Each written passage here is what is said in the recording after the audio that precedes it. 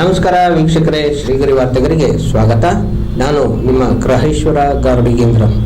ದಿನಾಂಕ ಏಪ್ರಿಲ್ 26, 2026ರಂದು ಮೈಸೂರಿನ ಹಾರ್ಡಿಂಗ್ ವೃತ್ತದಲ್ಲಿ ದಿನ ಬಳಕೆ ವಸ್ತುಗಳ ಬೆಲೆ ಏರಿಕೆ ಖಂಡಿಸಿ ಕನ್ನಡ ಚಳುವಳಿ ವಾಟಾಳ್ ಪಕ್ಷದ ಅಧ್ಯಕ್ಷ ಹಾಗೂ ಕನ್ನಡ ಪರ ಹೋರಾಟಗಾರ ವಾಟಾಳ್ ನಾಗರಾಜ್ ತಳ್ಳುವ ಗಾಡಿಯಲ್ಲಿ ಉಪ್ಪಿನ ಪ್ಯಾಕೆಟ್ಗಳನ್ನು ಸಾರ್ವಜನಿಕರಿಗೆ ಉಚಿತವಾಗಿ ನೀಡುವ ಮೂಲಕ ಭಾನುವಾರ ಪ್ರತಿಭಟನೆ ನಡೆಸಿದರು.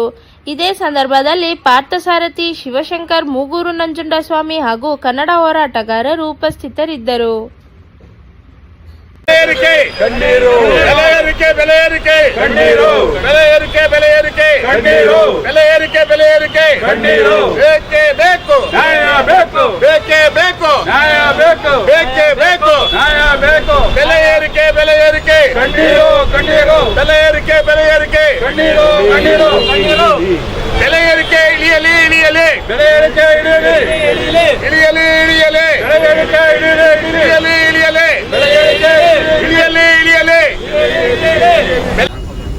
ಕರ್ನಾಟಕ ಸರ್ಕಾರದವರು ಅಧಿಕಾರಕ್ಕಾಗಿ ಕಿತ್ತಾಡ್ತಾ ಇದ್ದಾರೆ. ಈ ಕಡೆ ಬಿಜೆಪಿಯವರು ಬಹಳ ಸತ್ಯ ಹರಿಶ್ಚಂದ್ರನ ವಂಶಸ್ಥರು. ಸತ್ಯ ಹರಿಶ್ಚಂದ್ರ ಅವರ ವಂಶದವರು ನಾವೇ ಅಂತ ಹೇಳಿ ಅವರು ಬಹಳ ಎಲ್ಲರೂ, ಒಬ್ಬರೂ ಅಲ್ಲಿ ಭ್ರಷ್ಟಾಚಾರಿ ಇಲ್ವೇ ಇಲ್ಲ, ಎಲ್ಲರೂ ಒಳ್ಳೆಯವರು. ಅವರು ನಾವೆಲ್ಲ ಒಳ್ಳೆಯವರು ಅಂತ ಹೇಳ್ಕೊತಾ ಇದ್ದಾರೆ ಅವರು ಬಿಜೆಪಿಯವರು.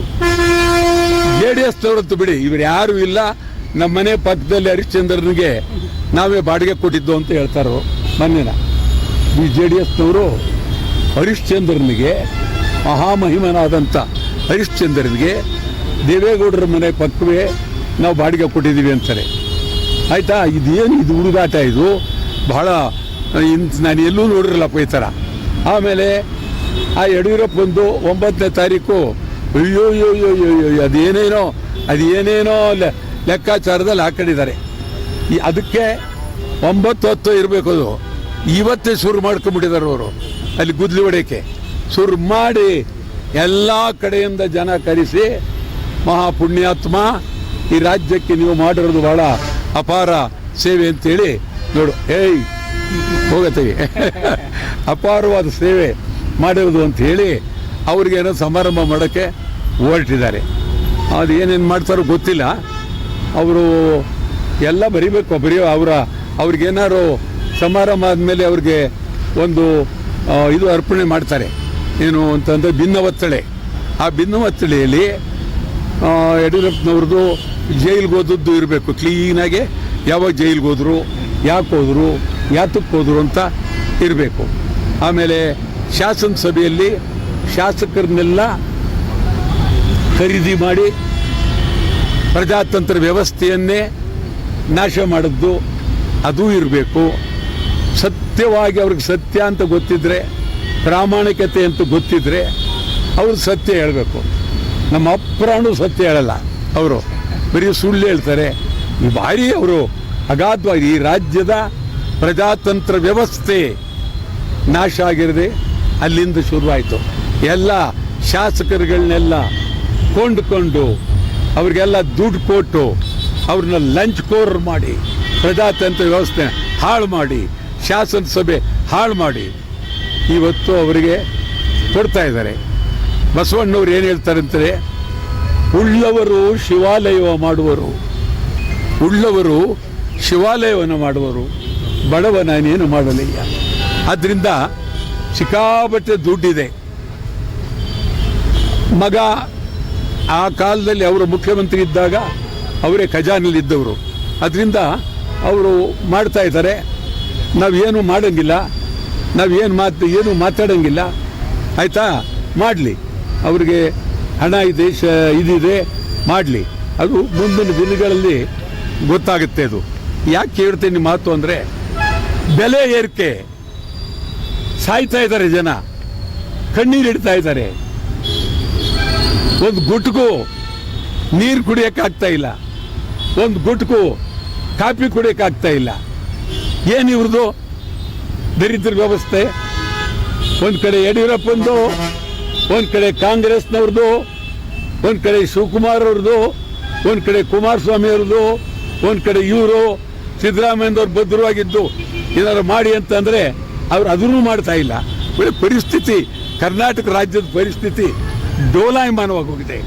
ಎಲ್ಲಿ ನೋಡಿ ಅಲ್ಲಿ ದೇವರು ನೋಡೋಕ್ಕೂ ದುಡ್ಡು, ಕಾಫಿ ಕುಡಿಯೋಕೆ ಎಷ್ಟು ದುಡ್ಡು, ಅಕ್ಕಿ ತರಬೇಕಾದ್ರೆ ದುಡ್ಡು, ರಾಗಿ ತರಬೇಕಾದ್ರೆ ದುಡ್ಡು, ಬರೀ ದುಡ್ಡಲ್ಲ ಭಾರಿ ದುಡ್ಡು. ಒಂದೊತ್ತು ಬೆಂಕಿ ಹಚ್ಚಿ ಅಡುಗೆ ಮಾಡಿ ರಾಗಿ ಮುದ್ದೆ ಮಾಡಿ ತಿನ್ನೋದಕ್ಕೆ ಇವತ್ತು ಕೋಟಿ ಕೋಟಿ ಜನರಿಗೆ ಆಗ್ತಾ ಇಲ್ಲ, ಯಾರು ಕೇಳ್ತಾ ಇಲ್ಲ. ಖಾಸಗಿ ಶಿಕ್ಷಣ ಸಂಸ್ಥೆಯವರು ಪ್ರತಿ ಮಕ್ಕಳಿಗೆ ದುಡ್ಡನ್ನ ಏರಿಸಿದ್ದಾರೆ, ಯಾರು ಕೇಳುವುದಿಲ್ಲ. ಆಸ್ಪತ್ರೆಗಳಲ್ಲಿ ಔಷಧಿ ಇಲ್ಲ, ರೋಗಿಗಳನ್ನು ಕೇಳುವರಿಲ್ಲ. ಸರ್ಕಾರಿ ಆಸ್ಪತ್ರೆ ಅಂದ್ರೆ ನರಕ ನರಕ ನರಕ. ಈ ಮಧ್ಯ ಕಾಂಗ್ರೆಸ್ನವರು ಅಧಿಕಾರಕ್ಕಾಗಿ ಗುದ್ದಾಟ, ಬಿಡದಾಟ, ಹೊಡೆದಾಟ ಎಲ್ಲಾದ್ರೂ ಉಂಟೆ. ಇದು ಬಹಳ ನೋವಿನಲ್ಲಿದ್ದಾರೆ. ರಿಕ್ಷಾ ಚಾಲಕರು ಪ್ರತಿದಿನ 2 ಊಟ ಮಾಡ್ತಿದ್ದವರು 1 ಊಟ ಮಾಡೋ ಮಟ್ಟಕ್ಕೆ ಬಂದಿದ್ದಾರೆ. ತೊಂದರೆ ಸಿಕ್ಕಿದ್ದಾರೆ. LPG ಇಲ್ಲ ಅವರಿಗೆ,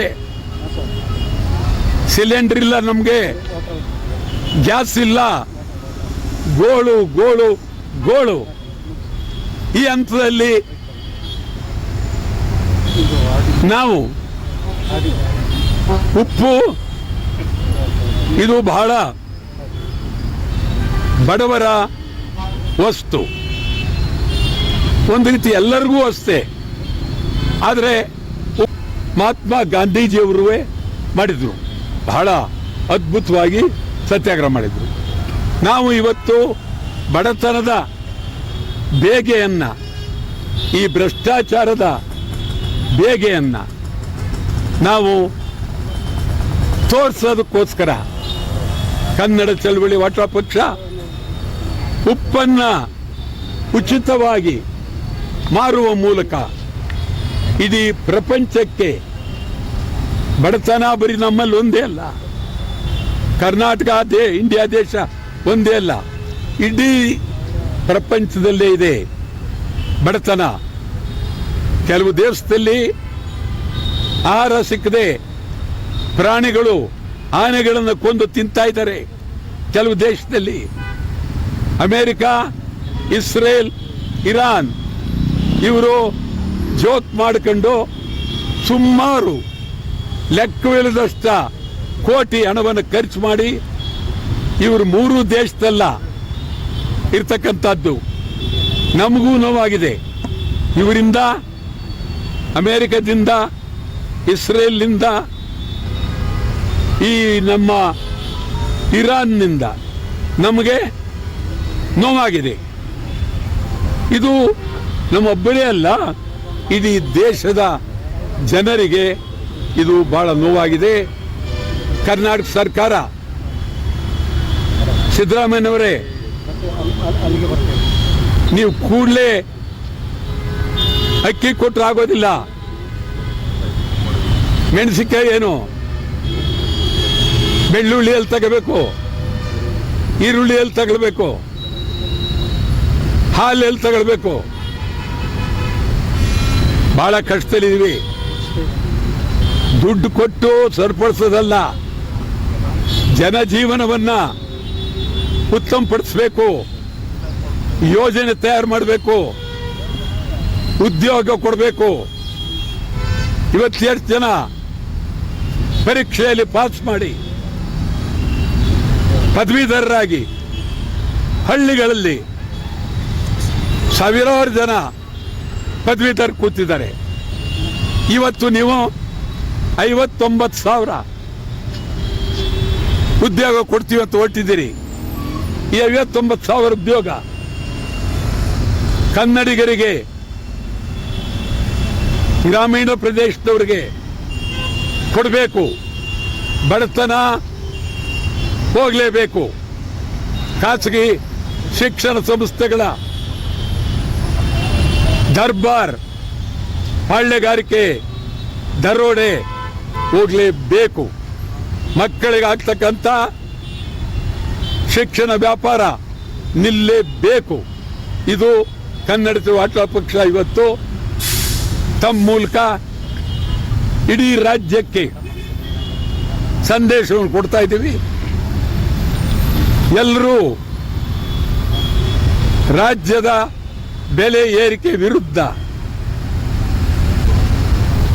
ಕೇಳೋದಕ್ಕೆ ಸಿದ್ಧರಾಗಿ, ಹೋರಾಟಕ್ಕೆ ಸಿದ್ಧರಾಗಿ.